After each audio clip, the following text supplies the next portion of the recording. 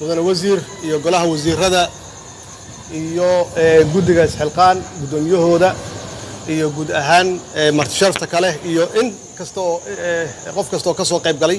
waxaan ku salaamay assalaamu alaykum wa rahmatullaahi wa barakaatuh runtii maanta sharaf weyn iyo farax iyo noo tahay wixii aan bilownay soo sheegay wasiirka in ay dhamaatay oo maanta halkan aan ku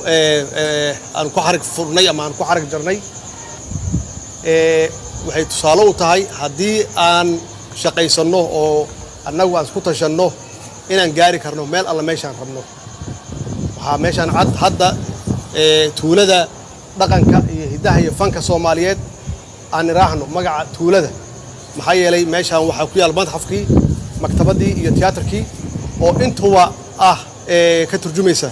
ama lagu faafinayo dhaqanka iyo caadada Soomaaliyeed runtii waa wax idinku aad qabateen gacmaheenna aan ku qabsanay in aynan weydiisan annaga dhexdeena isku tashanay hadday yihiin ganacsatadii hadday yihiin ururadii shaqaalaha iyo rayidka hadday yihiin siyaasiyiinta hadday yihiin cid walbaba ay maanta ka geystay qayb aan aragno wixii aan qabanay iyo hawshii aan qabanay inay noogu dhamaatay si guul ah oo annagu gacmaheenna aan ku dhisanay intaan sugi lahayn shisheeye noo yimaada oo gacanna siiya inaan isku tashanay aan ku dhamaystirnay shaqadii isxilqaan runtii kulligii waa ku mahadsantihiin qof walba kaalintu ka qaatay waa ku mahadsantihiin waxaan aaminsanahay programkan isxilqaan ama allahan isxilqaan inaan ku dhisan karno guud ahaan dalkeeno dhan xaqiiqdiina sidaas ay ahayd programkii aan u dhisnay ama aan u diyaarinay isxilqaan inkastoo aan rajaynayn wax badan inaan qabanno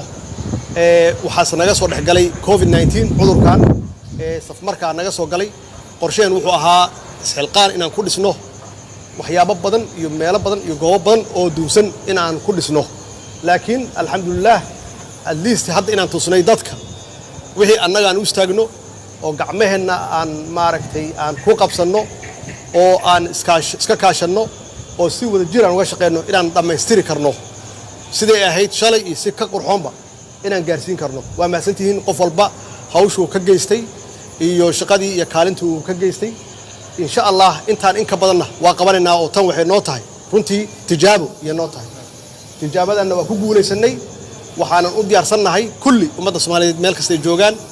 in aan wixii ka dambeeya hadda aan dalkeena ku dhisanno intii duntay iyo in cusubna aan ku dhisanno oo lahan isxilqaan hadduu Ilaahay raahdo wa salaamatihiin wa salaamu calaykum